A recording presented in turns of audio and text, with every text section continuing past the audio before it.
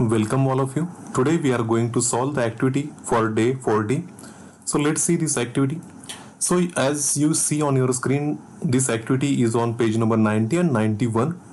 So the name of this activity is, it is based on competency law statement 18, paraphrase a word or phrase. So there are two activities आणि या दोन्ही activity आपल्याला याच दिवसासाठी सोडवायच्या आहेत. आता पॅराफ्रेजचा अर्थ काय आहे? आकलन करणे किंवा नवीन शब्दांमध्ये वर्णन करणे. थोडक्यात आपण अर्थ सांगणे असंही म्हणू शकतो, पण याचे खूप प्रकार आहेत. ते आपण या ऍक्टिव्हिटीमध्ये पाहणार आहोत. ज्या दोन ऍक्टिव्हिटी आपण आता सोडवणार आहोत. लर्निंग आउटकम आहे पॅराफ्रेज ए वर्ड और फ्रेज. तुम्हाला जो शब्द सांगितला जाईल किंवा फ्रेज सांगितली जाईल त्याचं पॅराफ्रेजिंग तुम्हाला करायचं आहे, अर्थ सांगण्याचा प्रयत्न करायचा आहे. Instruction for teachers: tell the learners the nature of the activity. Assist or help the learners wherever he or she needs. जेव्हा तुम्हाला गरज असेल मदतीची, तुमचे शिक्षक तुम्हाला मदत करतील. या इन्स्ट्रक्शन्स आहेत तुमच्या टीचरसाठी.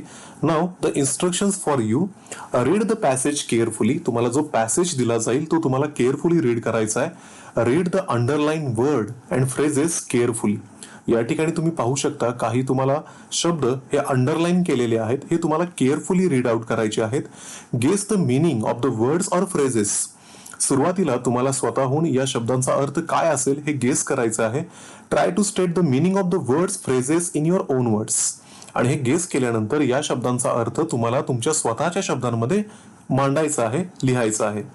So the first paragraph is, nature is continually enticing us to spend time in her embrace. Through the calling of birds, the babbling of brooks and streams, the fragrance of flowers and the whispers of the trees, as the wind blows through their branches, it commands us not to go against it, otherwise it will curse you.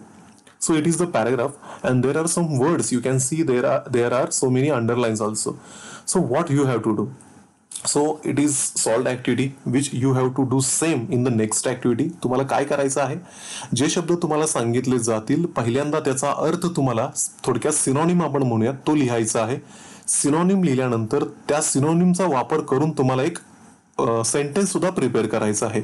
For example एंटायसिंग साठी त्यांनी अर्थ घेतलेला आहे tempting, आणि याच्यापासून एक sentence तयार केलेला आहे. Nature is always tempting us with its magical things. Then embrace याचा अर्थ आहे to hug. Bishnoi community people were hugging the trees to save the life of trees from cutting. Then babbling, chattering or boasting. The boasting of some people creates an unpleasant atmosphere. And last, fragrance याचा अर्थ आहे pleasant odor or smell, sweet smell.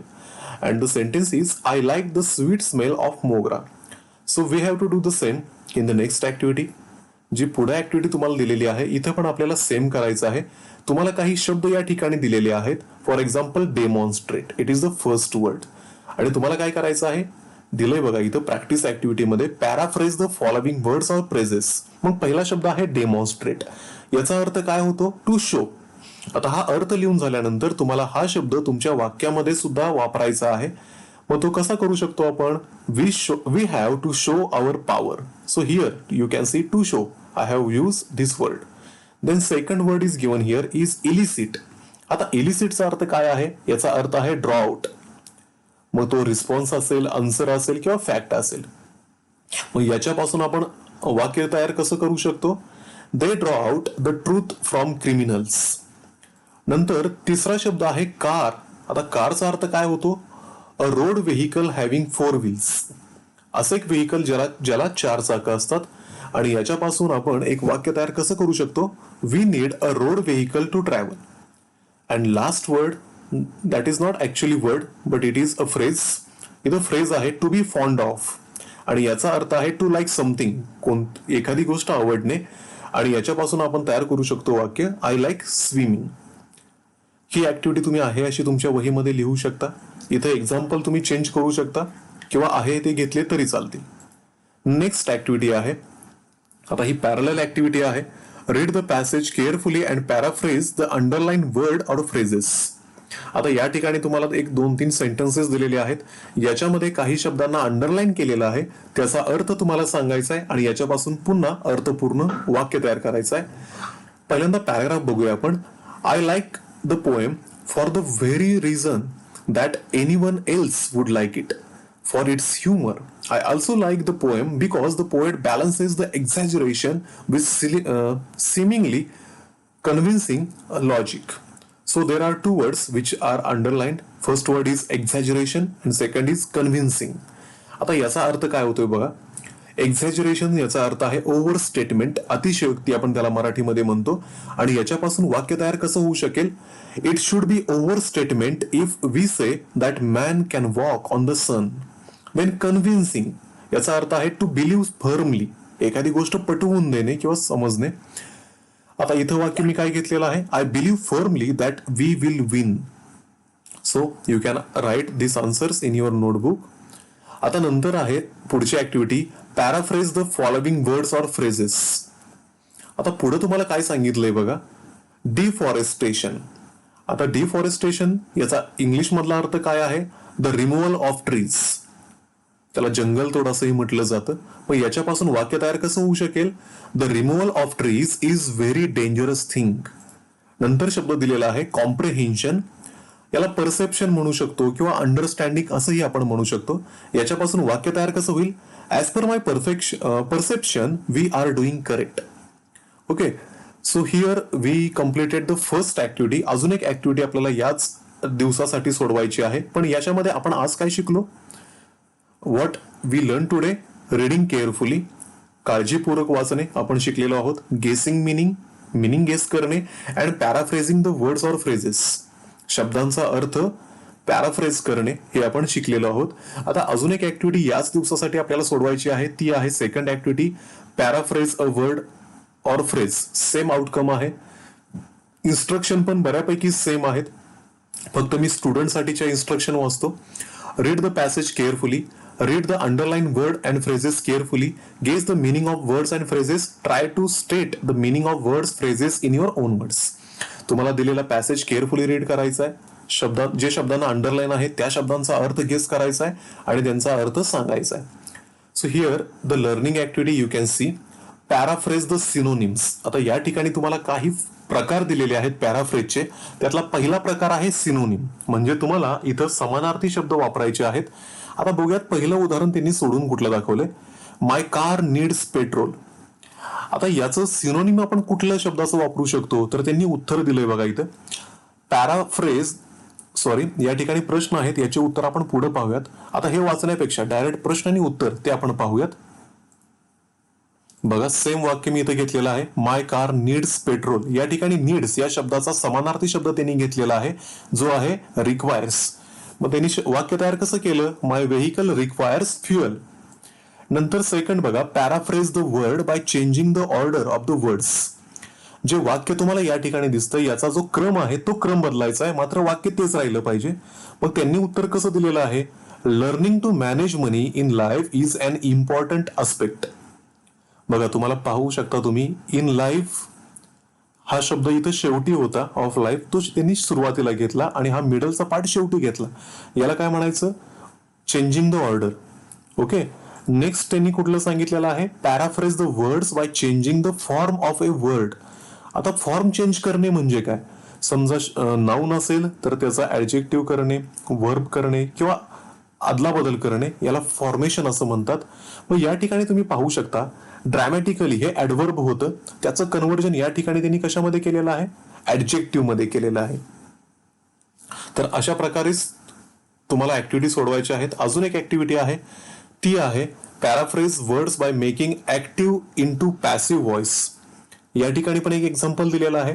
The government invested $30 million in the development of education. आणि याचं उत्तर त्यांनी दिलंय $30 million was invested in the development of education. आता या ऍक्टिव्हिटी तुम्हाला लिहायची गरज नाहीये. का गरज नाहीये, कारण त्या तुम्हाला ऑलरेडी सॉल्व्ड ऍक्टिव्हिटी म्हणून छापून दिलेल्या आहेत. मग तुम्हाला कोणत्या ऍक्टिव्हिटी लिहायच्या आहेत.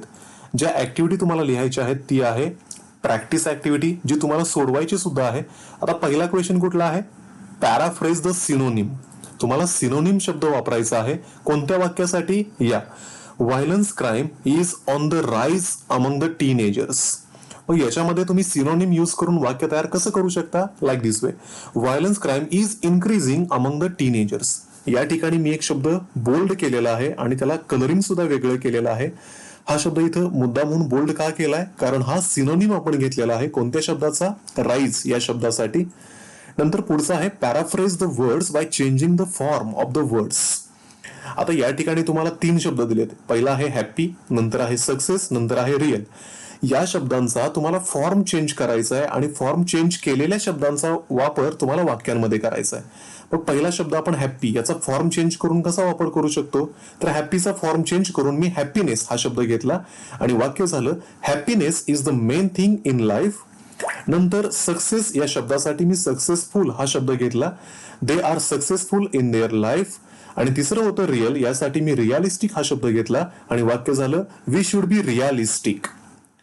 Then next paraphrase the sentence by changing voice. या ठिकाणी तुम्हाला व्हॉइस चेंज करायचा आहे आणि सेंटेन्स आहे Niagara Falls is viewed by thousands of tourist every year. आता याचं आन्सर कसं असू शकतं? Every year thousands of tourist view Niagara false.